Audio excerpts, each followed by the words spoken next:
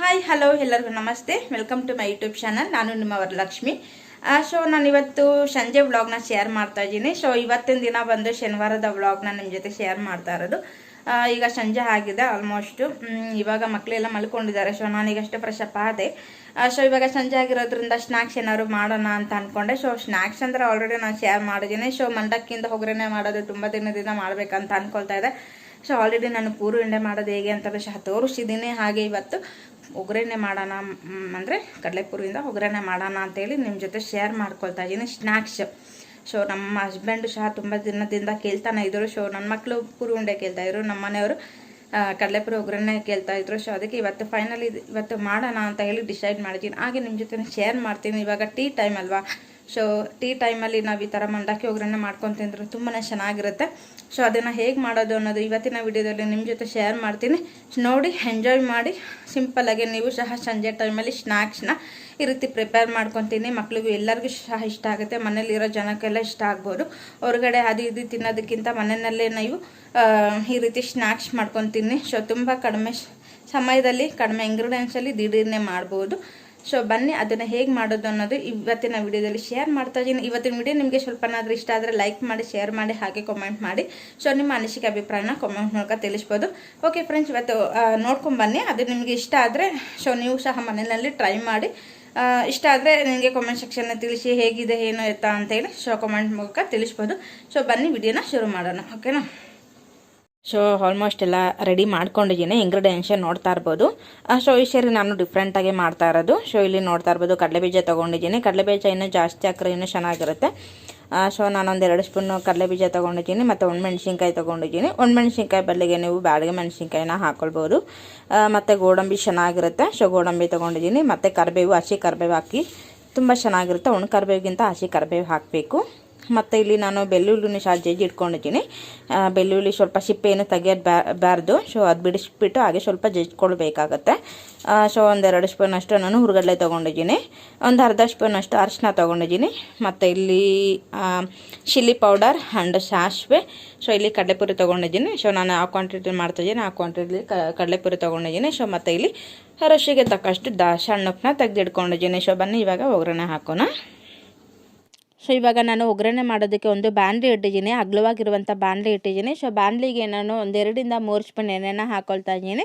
So ಎಣ್ಣೆ ಕಾದ ಮೇಲೆ ಇದಕ್ಕೆ ನಾನು ಅರ್ಧ ಸ್ಪೂನ್ ಸಾಸಿವೆನ ಹಾಕ್ಕೊಳ್ತಾ ಇದ್ದೀನಿ.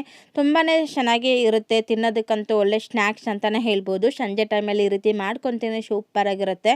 ಸೊ ಈಗ ಸಾಸಿವೆ ಹಾಕಿದ್ಮೇಲೆ ನಾನು ಇದಕ್ಕೆ ಹಸಿ ಕರಿಬೇವನ್ನ ಹಾಕ್ಕೊಳ್ತಾ ಇದ್ದೀನಿ. ಒಣ ಕರಿಬೇವಿಗಿಂತ ಹಸಿ ಕರಿಬೇವು ಹಾಕಿ, ಅದು ರುಚಿನೇ ಬೇರೆ ಆಗಿರುತ್ತೆ. ಹಸಿ ಕರಿಬೇವು ಚೆನ್ನಾಗಿರುತ್ತೆ.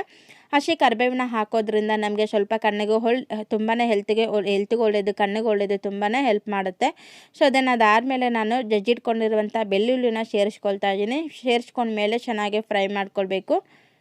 ಆದಷ್ಟು ಸ್ವಲ್ಪ ಸ್ಲೋ ಮಾಡಿಕೊಂಡು ಫ್ರೈ ಮಾಡ್ಕೊಳ್ಳಿ. ಇಲ್ಲಾಂದರೆ ಫುಲ್ಲು ಕಪ್ಪಾಗಿ ಹೋದರೆ ಚೆನ್ನಾಗಿರೋದಿಲ್ಲ. ಸ್ವಲ್ಪ ಫ್ರೈ ಆಗಬೇಕು. ಒಂದು ಸ್ವಲ್ಪ ಹಸಿ ವಾಸನೆ ಹೋಗೋ ತನಕ ಫ್ರೈ ಮಾಡಿಕೊಂಡ್ರೆ ಸೊ ತಿನ್ನೋದಕ್ಕೆ ತುಂಬಾ ಚೆನ್ನಾಗಿರುತ್ತೆ.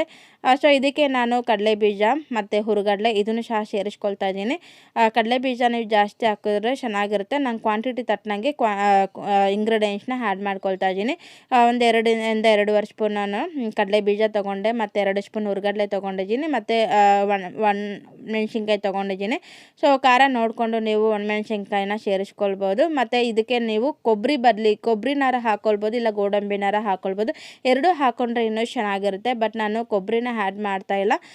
ಸೊ ನಾನು ಗೋಡಂಬಿನ ಆ್ಯಡ್ ಮಾಡ್ತಾಯಿದ್ದೀನಿ. ಗೋಡಂಬಿ ಹಾಕೋದ್ರಿಂದ ಅದೊಂಥರ ಇನ್ನೂ ಫ್ಲೇವರ್ ಆಗಿರುತ್ತೆ. ಸೊ ನೀವು ಟ್ರೈ ಮಾಡಿ ಗೊತ್ತಾಗುತ್ತೆ. ಸೊ ಅದೆಲ್ಲ ಚೆನ್ನಾಗಿ ಫ್ರೈ ಮಾಡ್ಕೊಂಡ್ಮೇಲೆ ಒಂದು ಸ್ವಲ್ಪ ಕಡಲೆಬೀಜ ಎಲ್ಲ ಕಲರ್ ಚೇಂಜ್ ಆಗಬೇಕು. ಅಲ್ಲಿವರೆಗೂ ಚೆನ್ನಾಗಿ ಫ್ರೈ ಮಾಡ್ಕೊಂಡ್ಮೇಲೆ ಇದಕ್ಕೆ ನಾನು ಅರ್ಧ ಸ್ಪೂನ್ ಅರಿಶಿನ ಸೇರಿಸ್ಕೊಳ್ತಾ ಇದ್ದೀನಿ. ಅರಿಶಿನ ಜೊತೆಗೆ ನಾನು 1 ಸ್ಪೂನ್ ಇಲ್ಲ 1.5 ಸ್ಪೂನ್ ಚಿಲ್ಲಿ ಪೌಡರ್ನ ಸೇರಿಸ್ಕೊಳ್ತಾ ಇದ್ದೀನಿ. ಸೊ ಮಕ್ಕಳು ಸಹ ತಿನ್ನೋದ್ರಿಂದ ನಾನು ಸ್ವಲ್ಪ ಖಾರನ ಕಡಿಮೆನ ಮಾಡ್ಕೊಳ್ತಾ ಇದ್ದೀನಿ. ನಿಮ್ಮ ಖಾರ ಜಾಸ್ತಿ ತಿನ್ನೋದಾದರೆ ಇನ್ನೊಂದು ಸ್ವಲ್ಪ ಖಾರನ ಹಾಕ್ಕೊಳ್ಬೋದು. ಸೊ ರುಚಿಗೆ ತಕ್ಕಷ್ಟು ಸಣ್ಣ ಉಪ್ಪನ್ನ ಸೇರಿಸ್ಕೊಳ್ತಾ ಇದ್ದೀನಿ.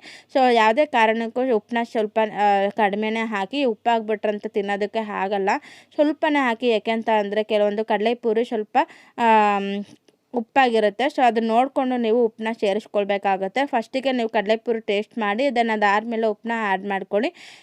ಸೊ ಅದಾದಮೇಲೆ ಒಂದು ಸತಿ ಎಲ್ಲ ಚೆನ್ನಾಗಿ ಫ್ರೈ ಮಾಡ್ಕೊಳ್ಳಿ. ಫ್ರೈ ಮಾಡ್ಕೊಂಡ್ಮೇಲೆ ಇದಕ್ಕೆ ನಾನು ಕಡಲೆಪುರಿನ ಹಾಕ್ಕೊಳ್ತಾ ಇದ್ದೀನಿ. ಇದಕ್ಕೆ ಮಂಡಕ್ಕಿ ಒಗ್ಗರಣೆ ಅಂತಾರೆ, ನಮ್ಮ ಕಡೆ ಆಲ್ಮೋಸ್ಟು ಕಡಲೆಪುರಿ ಒಗ್ಗರಣೆ ಅಂತಲೇ ಹೇಳೋದು.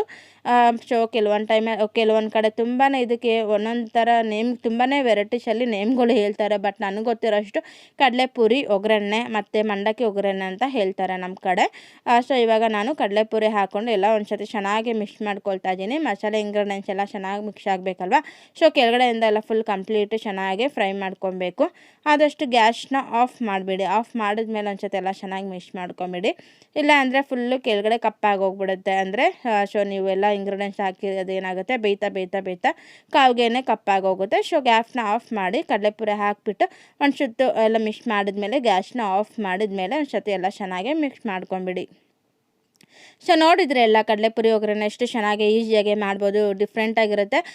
ಸೊ ತಿನ್ನೋದಕ್ಕೂ ಅಷ್ಟೇ ರುಚಿಯಾಗಿರುತ್ತೆ. ದಿಢೀರ್ನೇ ಮಾಡ್ಬೋದು. ಏನಾದರೂ ನಾವು ಟ್ರಾವೆಲ್ ಮಾಡುವಾಗ ಈ ಥರ ಕಡಲೆಪುರಿ ಒಗ್ಗರಣೆ ಮಾಡಿಕೊಂಡು ಟ್ರಾವೆಲ್ ಮಾಡಿದ್ರೆ ಎಷ್ಟು ಚೆನ್ನಾಗಿರುತ್ತೆ ಅಲ್ವಾ. ಹೊರಗಡೆ ಅದು ಇದು ತೊಗೊಂಡು ತಿನ್ನೋದಕ್ಕಿಂತ ಅವ್ರು ಎಷ್ಟು ದಿನದಿಂದ ಮಾಡಿ ಸ್ಟೋರೇಜ್ ಮಾಡಿಕೊಂಡು ನಮಗೆ ಹೆಲ್ತಿಗೆ ಇಶ್ಯೂ ಆಗೋದಕ್ಕಿಂತ ಬೆಸ್ಟ್ ಮನೆಯಲ್ಲೇ ಈ ಥರ ಎಲ್ಲ ಇಂಗ್ರೀಡಿಯೆಂಟ್ಸ್ ತಂದು ಮನೆಯಲ್ಲೇ ಮಾಡ್ಕೊಳ್ಬೋದು. ಇದೆಲ್ಲ ತರೋಂಥದ್ದೇನಿಲ್ಲ, ಮನೆಯಲ್ಲೇ ಇರುತ್ತೆ. ಕಡಲೆಪುರಿ ಒಂದು ತಂದು ನಾವು ಈ ಥರ ಮಾಡಿಕೊಂಡು ಆರಾಮಾಗೆ ತಿನ್ಬೋದು. ಮನೇಲಿದ್ದರೆ ಈ ಥರ ಟೀ ಜೊತೆ ಕಾಫಿ ಜೊತೆ ಈ ಥರ ಸ್ನ್ಯಾಕ್ಸ್ನ ಮಾಡ್ಕೊಂಡು ತಿಂದರೆ ತುಂಬಾ ಚೆನ್ನಾಗಿರುತ್ತೆ. ನಮ್ಮ ಮನೆಯಲ್ಲಂತೂ ಇದನ್ನು ಯಾವಾಗಲೂ ಮಾಡ್ತಾನೆ ಇರ್ತೀನಿ. ಸ್ಟೋರೇಜ್ ಮಾಡ್ಕೊಂಬಿಟ್ರೆ ಅವಾಗ ಮಕ್ಕಳು ಕೇಳಿದಾಗ, ಮಕ್ಕಳು ಹಠೆ ಮಾಡಿದಾಗ ಅಂತೂ ನಮ್ಮ ಮನೆ ಕಾಫಿ ಟೀ ಯಾರು ಮನೆಗೆ ಗೆಸ್ಟ್ ಬರ್ತಾ ಇದ್ದಾರೆ ಅಂತ ಅಂದರೆ ಸೊ ನಾನು ಇದನ್ನು ಫಾಲೋ ಮಾಡ್ತಾನೆ ಇರ್ತೀನಿ. ಸೊ ಬಂದವ್ರಿಗೂ ಸಹ ಈ ಥರ ಕೊಟ್ಟರೆ ಒಂಥರ ಇಷ್ಟಪಡ್ತಾರಲ್ವ. ಈಗ ನಾನು ಒಂದು ಟೈಟ್ ಬಾಕ್ಸ್ ಕಂಟೈನರ್ಗೆ ಹಾಕಿದೆ, ಇಲ್ಲಾಂದರೆ ಮೆತ್ತಗಾಗೋಗುತ್ತೆ. ಒಂದು ಬಾಕ್ಸಿಗೆ ಹಾಕ್ಬಿಟ್ರೆ ಚೆನ್ನಾಗಿ ಗರಮ್ ಆಗಿರುತ್ತೆ, ಇಲ್ಲ ಅಂದರೆ ಮೆತ್ತಗಾಗೋಗುತ್ತೆ. ಸೊ ಈಗ ನಾನು ನೋಡ್ತಾ ಇರ್ಬೋದು, ಆಲ್ರೆಡಿ ನಾನು ಸ್ನ್ಯಾಕ್ಸು ಸಹ ಮಾಡಿ ಈಗ ಜೊತೆಗೆ ಟೀನೂ ಸಹ ರೆಡಿಯಾಗಿದೆ. ಇವಾಗ ನಾನು ಟೇಸ್ಟ್ ಮಾಡ್ತೀನಿ ಹೇಗಿದೆ ಅಂತ. ಸೊ ಮತ್ತು ಅದ್ರ ಜೊತೆ ಟೀ ಇದ್ದರೆ ಇನ್ನೂ ಚೆನ್ನಾಗಿರುತ್ತೆ. ಟೀ ಜೊತೆ ಇದನ್ನು ಕಡಲೆಪುರಿ ಒಗ್ಗರಣೆ ಮಾಡ್ಕೊಂಡು ತಿಂದ್ರಂತೂ ಆ ರುಚಿನೇ ಬೇರೆ ಆಗಿರುತ್ತೆ ಫ್ರೆಂಡ್ಸ್. ಸೊ ನೀವು ಸಹ ಮನೆಯಲ್ಲಿ ಟ್ರೈ ಮಾಡಿ. ಸೊ ನಮ್ಮ ಮನೆಯಲ್ಲಿ ಯಾವಾಗಲೂ ನಾನು ಮಾಡ್ತಾನೆ ಇರ್ತೇನೆ. ನೀವು ಟ್ರೈ ಮಾಡಿ, ಮಕ್ಕಳು ಸಹ ಇಷ್ಟಪಡ್ತಾರೆ.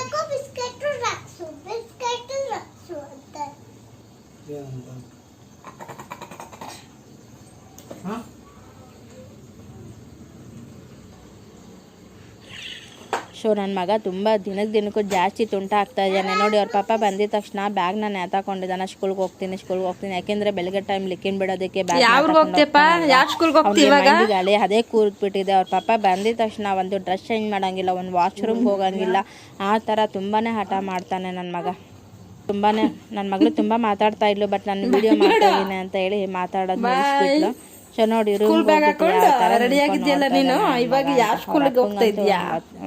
ಸ್ವಲ್ಪನೂ ಕೂರಾಗಿ ಬಿಡಲ್ಲ, ತುಂಬಾ ಹಠ ಮಾಡ್ತಾನೆ ನನ್ನ ಮಗ ಅಂತೂ. ಸೊ ನೋಡಿ, ಸೊ ಇವತ್ತಿನ ವಿಡಿಯೋ ನಿಮಗೆ ಸ್ವಲ್ಪನಾದರೂ ಇಷ್ಟ ಆದರೆ ಲೈಕ್ ಮಾಡಿ, ಶೇರ್ ಮಾಡಿ, ಹಾಗೆ ಕಮೆಂಟ್ ಮಾಡಿ. ನಿಮ್ಮ ಅನಿಸಿಕೆ ಅಭಿಪ್ರಾಯನ ಕಮೆಂಟ್ ಮೂಲಕ ತಿಳಿಸ್ಬೋದು. ಸೊ ಈ ವಿಡಿಯೋ ನಾನು ಸಿಂಪಲ್ಲಾಗಿ ನಿಮ್ಮ ಜೊತೆ ಶೇರ್ ಮಾಡ್ತಾ ಇದ್ದೀನಿ. ಇವಾಗ ಸ್ಕೂಲ್ಗೆ ಹೋಗ್ಬೇಕಂತೆ. ಯಾವ ಸ್ಕೂಲ್ಗೆ ಹೋಗ್ತೀರ ಇವಾಗ? ಬ್ಯಾಗ್ ಹಾಕ್ಕೊಂಡು ಹೊರಗಡೆ ಹೋಗಬೇಕು. ಬ್ಯಾಗ್ನ ಹಾಕೊಂಡು ಸ್ಕೂಲ್ಗೆ ಹೋಗ್ಬೇಕಂತೆ. ಕೋಪ ನೋಡಿ ಹಿಂಗೆ ಬರ್ತಾಯಿದೆ ಕೋಪ. ಹಿಂಗೆ ಕೋಪ ಬರುತ್ತಾ ಕೋಪ? ಹಾಂ, ತಂದ್ಯಾ? ಏನಿರ್ಬೋದು? ಸ್ಕಿಪ್ಪಿಂಗ್ ಓಪನ್ ಮಾಡೋಣವಾ? ನಡೀರಿ. ಎಷ್ಟಿದೆ ಕೊಡಿಲಿ.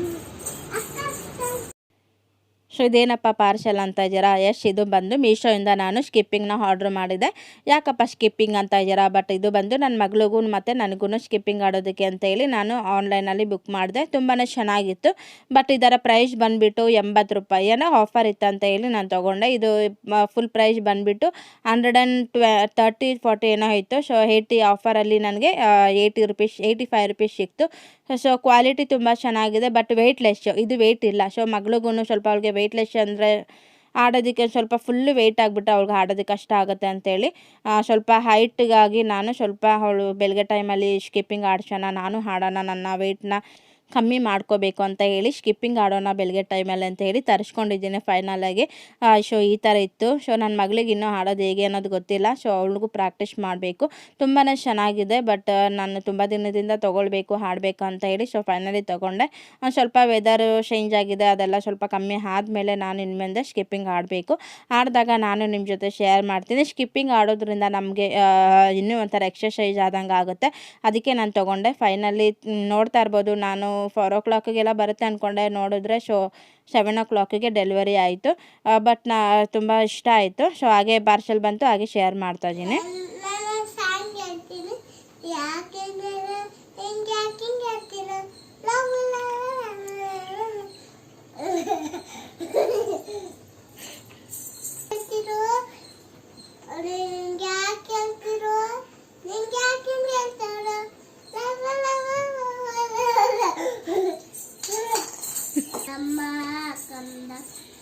చిన్నారి చెరువమ్మ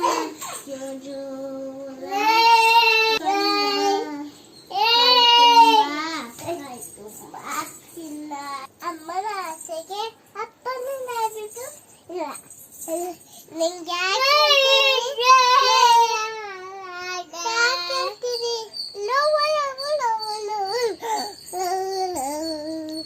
ಇದು ಯಾರು ಹೇಳ್ಕೊಟ್ಟಿ ನಿನ್ ಸಾಂಗು? ನೆಂಪು ಮಾಡ್ಕೊಂಡ್ಯಾ? ನೆಂಪಾಯ್ತು ಅದಕ್ಕೆ ಸಾಂಗ್ ಆಡ್ತೀಯಾ? ಮತ್ತೆ ಇನ್ಯಾವ ಸಾಂಗ್ ಬರುತ್ತೆ ಮುದ್ದು ನಿಂಗೆ? ಇನ್ಯಾವ ಸಾಂಗ್ ಬರುತ್ತೆ? ನೆಂಪು ಮಾಡ್ಕೊ. ಹೇಳು.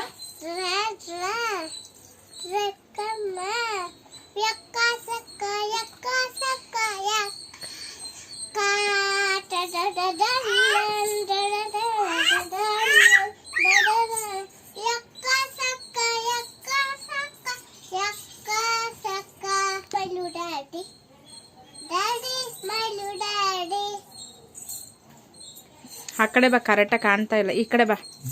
ಇವಾಗ ಆಡು.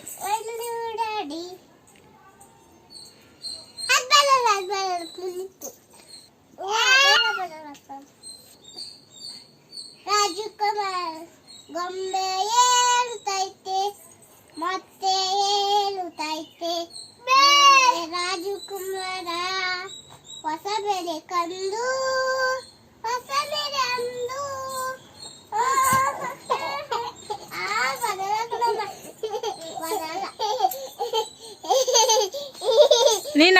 ನೀನಾಡು. ಯಾವ ಸಾಂಗ್ ಬರುತ್ತೆ? ನಿನಗೆ ಹೇಳು. ನೀನು ಹೇಳು, ಯಾವ ಸಾಂಗ್ ಬರುತ್ತೆ? ಆಡಪ್ಪ ನೀನು. ಶ್ರೇಷ್ಠೆ ಅಂದರೆ ಶ್ರೇಷ್ಠೆ. ಕೂದಲೆಲ್ಲ ಕೆದ್ರಕೊಂಡು ನೋಡಿ ನಮ್ಮ ಮಕ್ಕಳು ಅವಸ್ಥೆ ಹೆಂಗಿದೆ ಅಂತ. 1 ನಿಮಿಷ ಇರಲ್ಲ, ಎಲ್ಲ ಅಂಡ ಹಾಕ್ಬಿಡೋದೆಲ್ಲ. ಬೆಡ್ರೂಮ್ ಎಲ್ಲ ನೀಟಾಗಿ ಕ್ಲೀನ್ ಮಾಡಿದ್ದೆ. ಎಲ್ಲ ಹೀಗೆ ಮಾಡಿದ್ನ ಮಾಡ್ತಾರು. ನಿಕ್ಕರ್ ಹಾಕಿಲ್ಲ ನೀನು. ಶೆಮ್ ನಿಕ್ಕರ್ ಹಾಕಿಲ್ಲ. ಶೆಮ್ ಲಿಕ್ಕಿ ಶೆಮ್ ಮಾಡ್ತಾಳೆ. ವ್ಯಾ ಗೊಬ್ಬು ನೀನು. ವ್ಯಾ ಶೆಮ್ ವ್ಯಾ ನೀನು. ವ್ಯಾ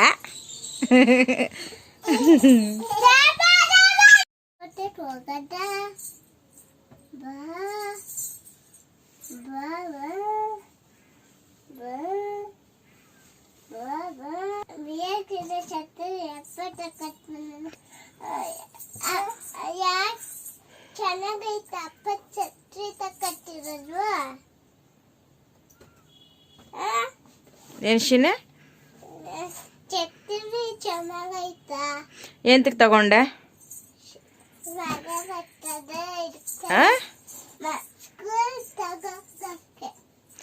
ಕಿತ್ತೋಗಲ್ವ ಹಂಗೆಲ್ಲ ಮಾಡಿದ್ರೆ? ಎತ್ತಿಡು. ಹೊರಗಡೆ ರೇಣು ಬಂದಾಗ ಮಾತ್ರ ನೀನು ಅದನ್ನ ಹಾಕೊಳ್ಬೇಕು. ಮನೆ ಹೊರಗಡೆ ಎಲ್ಲ ಹಾಕೊಂಡು ಹಾಲು ಮಾಡಂಗಿಲ್ಲ. ನೋಡಿ ಈಗ ಬಂಟಿ ಕಿತ್ತಾಕ್ತಾನೆ. ಎತ್ತಿಡು. ನೋಡಿ ಇವಾಗ ಆಟ ಮಾಡ್ತಾ ಇದ್ದಾನಲ್ಲ ಅವನು, ಪಾಪ ಅಲ್ವಾ? ನಿನ್ನ ತಮ್ಮ ನೋಡು ಅಳ್ತಾನೆ. ಬೇಕಾ? ಪಪ್ಪ ಬರಲಿ. ನನಗೆಲ್ಲಿ ಪಪ್ಪ? ನನಗೆಲ್ಲಿ ಅಂತ ಕೇಳು, ಓಕೆನಾ? ಅಕ್ಕಂಗೆ ತಕ್ಕೊಟ್ಟಿದ್ಯಾ, ನನಗೆಲ್ಲಿ ಅಂತ ಕೇಳು, ಓಕೆನಾ? ಕೇಳ್ತೀರಾ? ಅಪ್ಪನ ಕೇಳ್ತೀರಾ ನೀವು? ಪಪ್ಪನ ಕೇಳ್ತೀರಾ? ಮಾತಾಡಿ. ಪಪ್ಪನ ಕೇಳ್ತೀರಾ? ಶರಿ ಎತ್ತಿಡೋದನ್ನ ಹಾಳು ಮಾಡಬೇಡ. ಹಾಗೆ ಮಾಡಿದ್ರೆ ಅದೇನಾಗುತ್ತೆ ಹೇಳು, ಹಾಳೋಗಲ್ವಾ? ಚೆನ್ನಾಗಿದೆ ಛತ್ರಿ, ನಿನ್ನಗೆ ಕ್ಯೂಟ್ ಕ್ಯೂಟಾಗೆ ಪಿಂಕ್ ಕಲರ್. ಯಾವಾಗಲೂ ಪಿಂಕು ಪಿಂಕು ಪಿಂಕು, ಬೇರೆ ಕಲರ್ ತೊಗೊಳ್ಬೇಕಿತ್ತು. ಹಾಂ, ನಿನ್ನ ಫೇವ್ರೆಟ್ ಅಲ್ವಾ, ಅದಕ್ಕೆ ಪಿಂಕು ಪಿಂಕು ಪಿಂಕು. ಬಂಟಿ, ನಿನ್ನ ಫೇವ್ರೆಟ್ ಯಾವುದು ಮುದ್ದು? ಇದಿಲ್ಲಿ ರೇನ್ ಕೋಟ್ ಎಲ್ಲ, ರೇನ್ ಕೋಟು ಸಿಕ್ಲಿಲ್ವಾ? ಸೊ ಇವತ್ತೇನಂದರೆ ನಮ್ಮ ಶಿನ್ನಿ ಸ್ಕೂಲ್ನಲ್ಲಿ ಇವತ್ತು ರೇನ್ ಡೇಸ್ ಎಲ್ಲ ಆ್ಯಕ್ಟಿವಿಟೀಸ್ ಇತ್ತು ಅಂತ ಹೇಳಿಬಿಟ್ಟು ರೇನ್ ಕೋಟ್ ಆ್ಯಂಡ್ ಅಂಬ್ರೆಲ್ಲ ತರೋದಕ್ಕೆ ಹೇಳಿದರು. ಸೊ ಅದಕ್ಕೇ ಇವತ್ತು ತರಿಸ್ಕೊಂಡು ಹೋಗಿದ್ದಾಳೆ. ಬಟ್ ರೇನ್ ಕೋಟ್ ತೊಗೊಂಡಿಲ್ಲ. ಸೊ ಅದನ್ನು ತೆಗಿಸ್ಕೊಳ್ಬೇಕು. ಸೊ ಇನ್ನೇನು ಮಳೆ ಸೀಸನ್ನು, ಸೊ ಯಾವಾಗ ಬರುತ್ತೆ ಅಂತ ಹೇಳೋದಕ್ಕಾಗಲ್ಲ. ಬೆಳಗ್ಗೆ ಟೈಮಲ್ಲೇ ಮಳೆಗಳು ಶುರುವಾಗ್ಬಿಟ್ಟಿದೆ. ಇನ್ಮೇಲೆ ಅದನ್ನು ತೊಗೊಳ್ಬೇಕು. ಸೊ ಈ ಅಂಬ್ರೆಲ್ಲ ಹೇಗಿದೆ ಅಂತ ಹೇಳಿ ಕಾಮೆಂಟಲ್ಲಿ ತಿಳಿಸಿ. ತುಂಬ ಚೆನ್ನಾಗಿದೆ, ಕಲರ್ಫುಲ್ಲಾಗಿದೆ. ತುಂಬ ದಿನದಿಂದ ಕೇಳ್ತಾನೆ ಇದ್ಲು ತಕ್ಕೊಡಿ ಅಂತ. ಸೊ ಫೈನಲಿ ಸ್ಕೂಲ್ನಲ್ಲಿ ತರಬೇಕು ಅಂತಾನೆ ಹೇಳಿದ್ರಲ್ಲ, ಸೊ ಹಾಗೆ ತಂದು ಕೊಟ್ಟಿದ್ದಾರೆ. ಓಕೆ ಬಾ, ಎತ್ತಿಡಿ.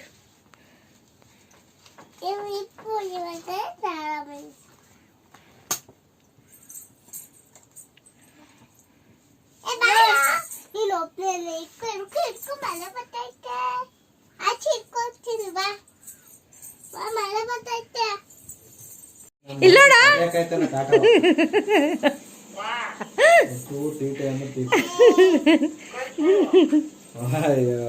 ನೀವು 3 ದಿನ ಇಕ್ಕಳಲ್ಲ ಒಂದು ಕಾಟಕ್ಕೆ.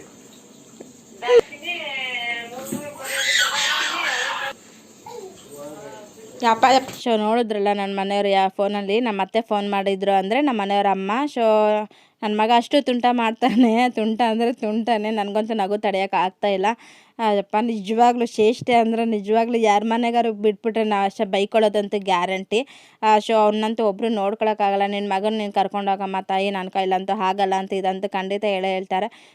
ಸೊ ಹಾಗೆ ನನ್ನ ಮಗ ಅಷ್ಟೊಂದು ತುಂಟ ಆಡ್ತಾನೆ.